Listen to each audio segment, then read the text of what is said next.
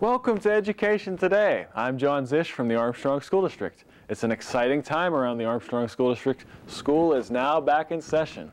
More than 6,000 students got their first taste of school on Tuesday, September 5th. But today, you'll get a sneak peek at the first Teacher in Service Day. In Service is a day of teacher training that brought nearly 500 Armstrong School District teachers to West Shamokin High School near Rural Valley, PA. It happened September 1st. A few quick highlights: 32 new teachers were introduced. Key administrators spoke. Teachers received $4,000 in grant money to fund innovative classroom projects. I don't know if any of you guys remember Kenny Woodall. Kenny was a math teacher at Katanning High School for a long time. And Kenny was a veteran. He'd gone through the GI Bill. He had a lot of work in the coal mines and places as he was growing up. And it was his last year of teaching. And our physics teacher resigned in the middle of the year.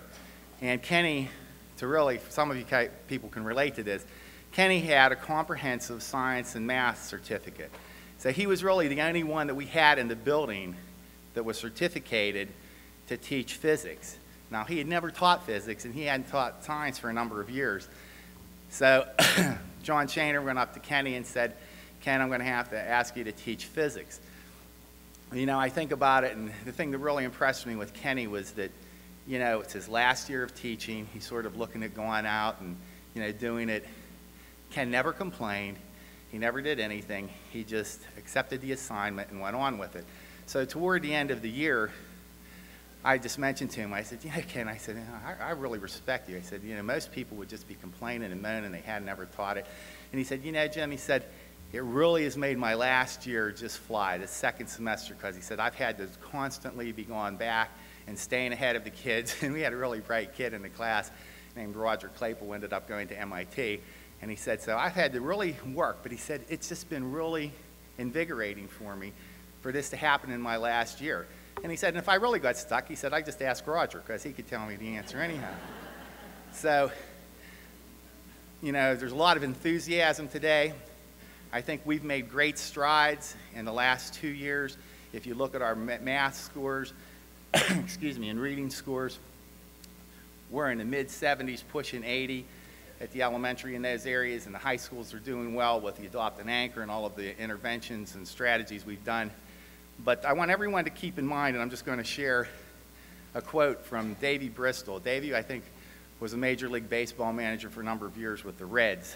And they just flew in and were at the hotel the night before. They were ready to do doing a road trip, and they just got to the hotel, so he pulled everybody together. And he said, "Okay, guys, tomorrow," he said, "there will be 2 buses going to the baseball park, to the park early." He said, "The 2 o'clock bus will be for those people who need to go and work and refine their skills. The empty bus will be leaving at 5 o'clock. So I guess that's sort of where we are here today. Get invigorated, get ready to do the year, accept the challenge, reflect on our practices, because things are clearly changing with Gaskins, with more inclusive environments for teachers and everything that's going on. So just want to welcome everybody back and have a great year. Thank you. As Dr. Gugini indicated, you know, we're in a time of change, and we have done a lot of different things, and we've tried to move forward in the district. And as I was looking through some items here, just on the screen behind me are just some quotes and some thoughts and ideas that you get a chance, you may want to look through those. But as I look back into the history of Pennsylvania education, some of the things that I found interesting in the year 1877 were that there were 2,145 schools. There were only 20,652 teachers who were paid between $32 and $37 a month along that line. There was about 900,000 students, and about 600,000 went to school daily, which was only an attendance rate of 74%. So that's certainly something we've worked on over the years. And probably the most telling fact of 1877, for me anyway, is that the average cost of tuition per month per pupil was 89 cents. So, you know, things have changed. We've come a long way since that point in time. You know, in fact, in 1877, the superintendent of public education for the state, which would equate to the Secretary of Education today, gave an opinion that the monies that are derived from tax dollars should go toward educating elementary school children. And in fact, at that time, he did not believe the money should be spent at the high school level because so few students, he believed, would be able to attend the school, and only the wealthier kids or the kids in the cities, because the kids in the communities or in the rural areas were needed on the farms. In fact, the average school year in 1877 was between 4 and 6 months. So we've come a long way. We're moving forward. And today we're looking to talk about what has happened in the district. You're going to hear items today about the completion of the West Hill project, how that has changed, beginning the discussions of the Lenape Elementary renovation, as well as studying secondary facilities. And something I'm sure you noticed today was our wellness program is up and running. We have a wellness committee, and as you can see, we had a lot more fruit on the table today rather than donuts, so we're moving in that direction to have a healthy beginning. I see some frowns, but that's what we got to do. So as we move forward, we're looking to have a great year, and we'll find out how that starts today. On behalf of the school board and entire administrative staff, we wish you all the very best as you begin your professional career in the Armstrong School District. I am certain that the 2006-2007 school year will bring many opportunities and many challenges, but I am confident in your ability and in your desire to face the new school year with optimism and commitment to bring our students the best school year yet. We at administration feel very fortunate that everyone sitting here today is part of our team. We want you to have a healthy, happy, and productive school year. We also understand the demands placed upon educators seem unrelenting at times. We all marvel and take great pride in the work that you do every day with kids, the way you balance innumerable competing concerns and still find a way to connect to kids. Your work is truly admirable. Everyone in this room works so hard at what they do, and at times it feels as though you're being taken for granted. So before I sit down and move the program forward, let me just stop for a moment to say thank you for all that you have done and all that you will do for the kids of the Armstrong School District. Thank you.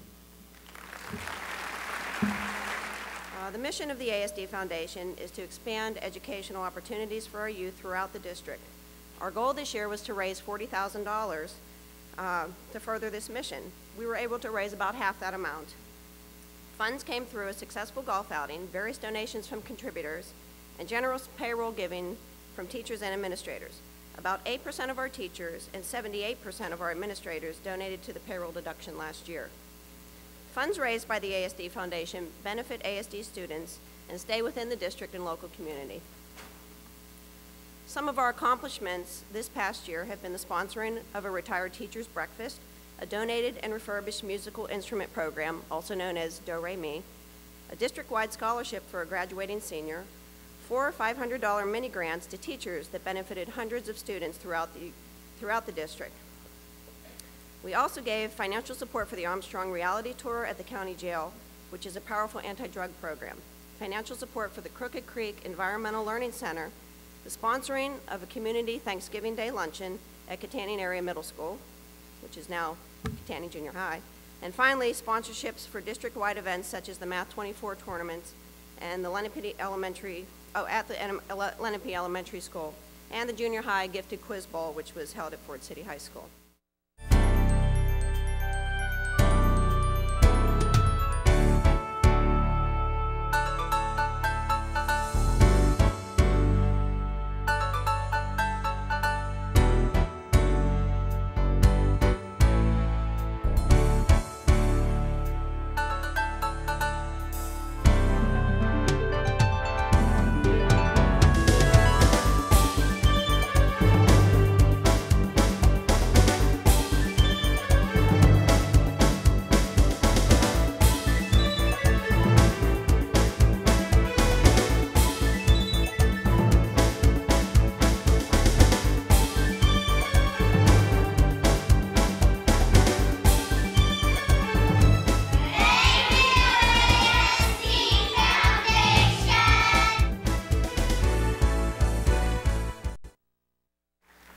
I'm very happy to announce that the ASD Foundation was able to double the number of mini grants that we're awarding from 4 to 8. We had a number of quality applications this summer, and these projects will benefit more than 1,000 students in the Armstrong School District. I'd like to call the following teachers to the front to receive their $500 checks. First, Suzanne Safranios and Carrie Patterson, Dayton Elementary.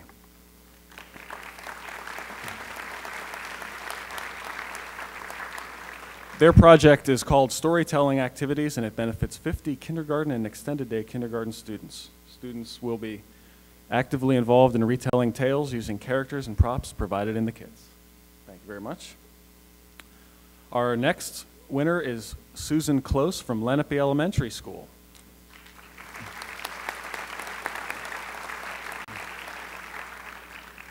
Her project is called Differentiated Instruction Learning Centers, and it benefits 25 fourth grade students. The project will bring literacy, writing, and math centers to her classroom all year to provide structured learning opportunities which focus on state academic standards and the district's curriculum. Next, we have Victoria Orr from Ford City High School.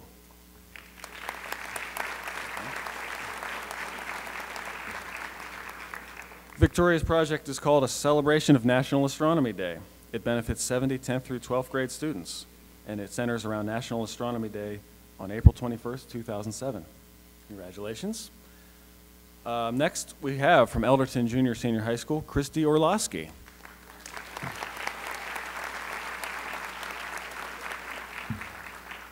Her project is called Fight Back, which stands for Fight Bacteria. It benefits all students in the Elderton High School. Students will perform a bacteriology simulation lab, and they will also compare student attendance rates in February from the beginning of the project and participate in a food poisoning simulation. The goal is to educate everyone about bacteria and everyday hygiene. From West Hills Intermediate School, we have Bob Chislinski, Jazz Ensemble Project.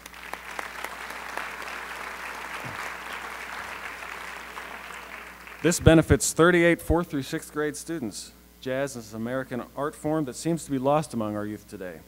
So Bob will bring it into the classrooms by teaching students American jazz history and playing jazz music, including a performance of the jazz band at the school's Christmas concert.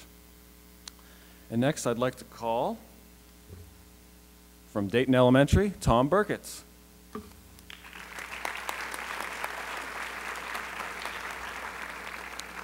He and a team of other teachers, including Carla Elise, Lynn Steffi, Brenda Huffman, and Linda Shoup, will do a walking wellness campaign which benefits kindergarten through 6th grade students. Basically, they're going to bring pedometers to the students and keep track of their steps and keep track of healthy goals each month. Okay, next we have from West Shamokin High School, Bridget Kennedy. Okay. Her project is called Writing Think-Alouds. This benefits 30 students in grades 9 through 12. The project will provide desktop tape recorders to help students with their writing skills. For students who have attention deficits or get caught up in the mechanics of the grammar, using a tape recorder will allow them to sort of capture their thought as they brainstorm and listen to it at their own pace and write it down at their own pace and check for grammar. And last but not least, we have Deborah Snyder from Katanning Senior High School.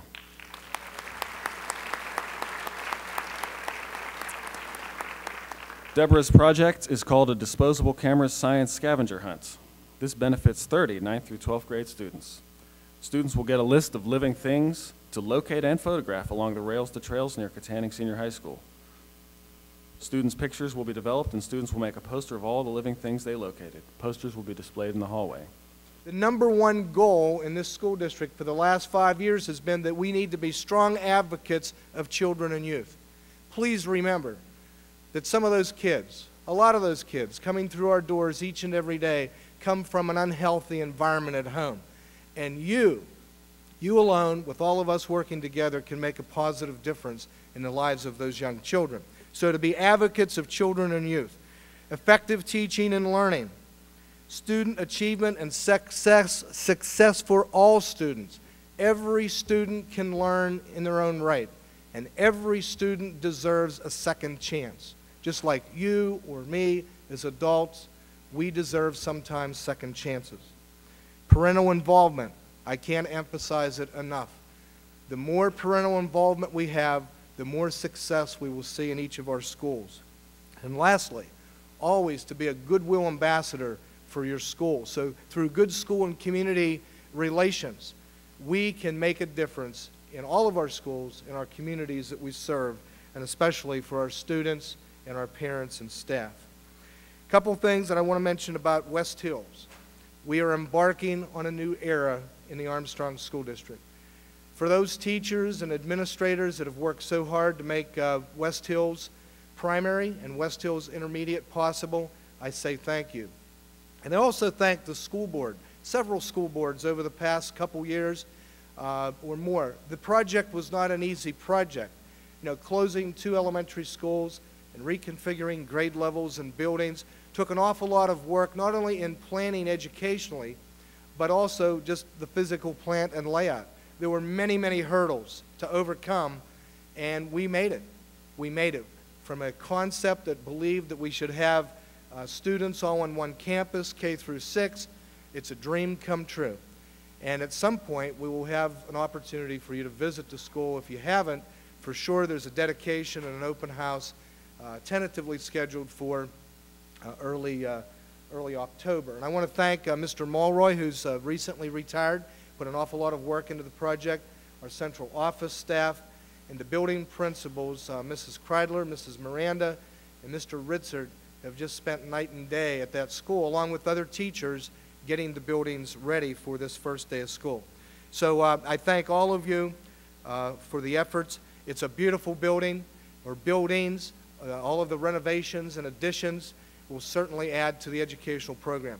So in order, you know, when I go out to the public, I say that the project's been educationally sound. There's a continuity of curriculum.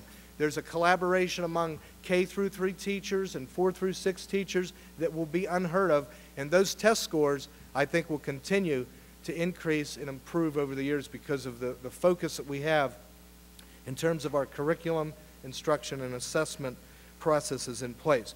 We now have a new Katanning Junior High School, grades 7 and 8. And I know that over the summer, Mr. Cominos, there you are, and Mr. Lorigan has worked to make that building transform into a junior high school. They have a little more breathing room.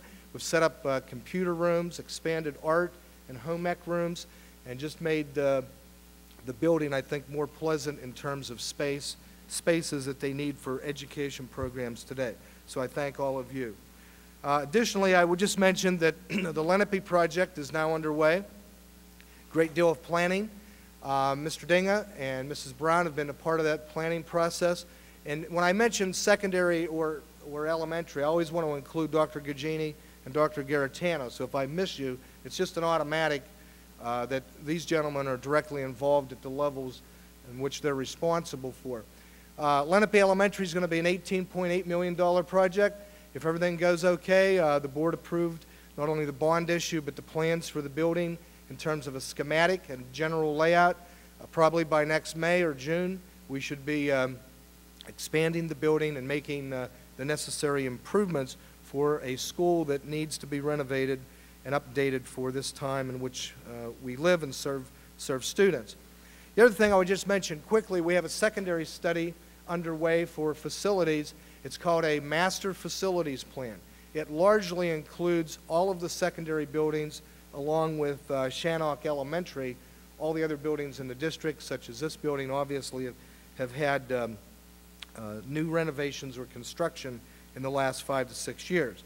That plan will basically determine what it will take to bring all of those other buildings up to a standard in terms of what is it we need in terms of educational facilities and curriculum in this day and age. And so there's going to be a cost. There's always a cost to projects, a cost to doing business, and there's going to be some comparisons made and decisions made as to whether that's the route to go or whether there's some other options that will need to be addressed to upgrade the facilities. I know that I need to talk today about our accountability process. And before I roll into that, I just want to say something very quickly. I don't want ever to lose sight of the fact that we still need to address the social, emotional aspects of children. We are here as advocates for children and youth, And we need to keep that in mind. Because of No Child Left Behind, we do in fact place an awful lot of effort and emphasis on reading scores and test scores. Well, in that process, please never misinterpret the fact that our number one purpose is to help a child grow. And the purpose of education is to change a child. All of you, many of you are still in school, going back to school. And to get where you are today, it took a good education, a good foundation. And again, our grasp for a good education should always exceed our grasp. That education is always out there. We should always be hungry through our professional development activities, and it's no different for young children. But I want to keep it all in perspective. We're here for the development of the whole child. And take care of our kids each and every day, and I trust that you will. We've had a lot of core components in terms of setting expectations for students and also for student achievement. I think all of our investments, all of the support that we give one another has been relatively rolled out in an even pace over the last 3 years. We started with getting results, and for some of our new people, you'll catch up on this when you talk to your principals. So I'm kind of giving you the overview in the time that I have, that we want to make sure that our getting results framework, our leading for change, our strategic plan, the connection that it has to that, and also our efforts to create this roadmap of continuous school improvement still remains the foundation of what we're doing. And I can tell you that everything that we have done, from response to intervention, to high school reform efforts, which are right around the corner through a Project 720, to dual enrollment, all of those programs have been so progressive in nature that we've had teams of administrators presenting at the state level, most recently at Penns Valley, presenting, Dr. Gagini presented at Anaheim, California, National Conference, to other presentations at our IU and across the region. Armstrong School District can be very proud because of our accountability process.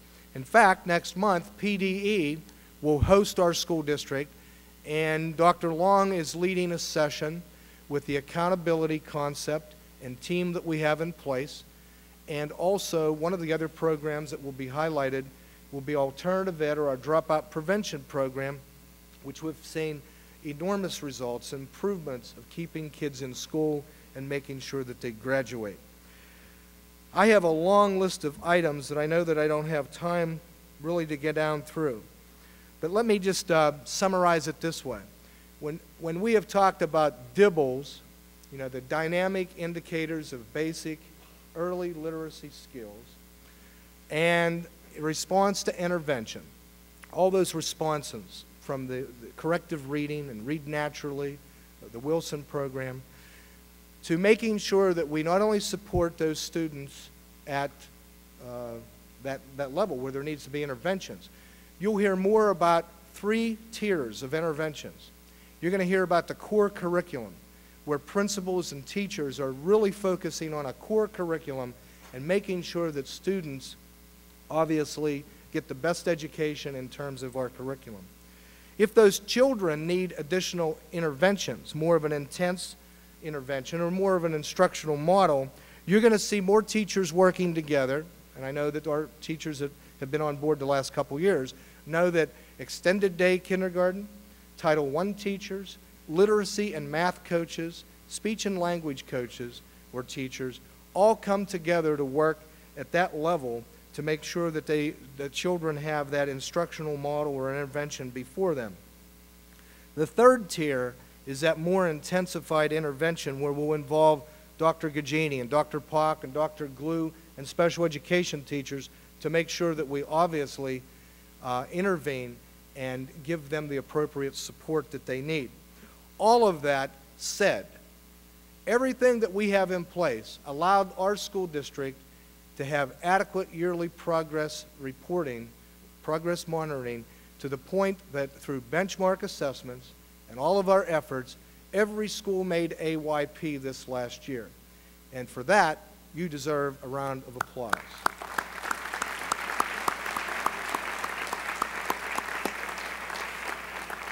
We had significant gains, as high as 20%. Average of math, 78% across the district. We have a few pocket classes we have to address, and we're monitoring all of that. But I want to give you some other data that's important. Attendance across the district, 94.8%. Graduation rate, 92.31%. Participation rate, grades 3 through 5, 99.7%. Grades 6 through 8, 99.4%. Grades 9 through 12, 97.8%. So our overall performance and participation and graduation rate and attendance all up. That is to your credit. We have many programs to roll out. I want to mention two that are real important to the secondary world. Dr. Garitano and Mr. Robb have worked on Project 720. It's a high school reform initiative. We're taking a look at a more rigorous curriculum, just like the changes we've made at the math level for 9 and 10. More algebra, more geometry being phased in. But everything from guidance services to career awareness to a rigorous curriculum and more change to keep up with the trends of the real world, the global economy, and the competitive marketplace that we live in. We want to make sure that our students are prepared. And so from the secondary standpoint, you will hear more about Project 720. We have applied for a grant that's worth $271,000 each year for the next 3 years. You'll hear more about dual enrollment, where our high school students have an opportunity to enroll in college credits and classes as they attend high school at the same time. And we've applied for a $26,000 grant for that. We had many teachers this summer attend different trainings, and I just want to point out that there were 234 participants in a hands-on math institute and technology math workshops. All teachers volunteered their time, and we appreciate that you're so conscientious, so willing to come in and learn in preparation of our new school year. We had several technology courses offered to the teaching staff across the summer, everything from GradeQuick, PlanStar, Edline, and Plato software, in addition to all the other offerings from Excel to Microsoft Publisher and digital graphics technology, and it's a long list for me to go over. In addition, Plato for language arts at the 7th and 8th grade level, and also science software at the 7th and 8th grade level. We also had technology training for the new teachers. One last thing. We have many special partnerships between the Armstrong School District and the community. I ask that you continue to support the efforts that we have laid in terms of laying the foundation for the Environmental Learning Center. It's a great regional asset. Adelphi Village, it's a wonderful project that we partner with in taking care of our at-risk students, and Mr. Pepper deserves a lot of credit for this, as well as Dr. Garitano. Alternative education, the Model Ed program, day treatment, GEL education program, as well as the YES program with a dropout prevention program. I mentioned the National Character Education Foundation, the Armstrong School District Foundation, and Community Awareness Day that ties in all of our drug and alcohol programs and partnerships that we have with the county in our community. Well, that's our show for today. I hope you enjoyed our journey through Armstrong School District's Teacher in Service. Please join us again next week for another look at the Armstrong School District. Visit our website for updated information about the district, and have a great week.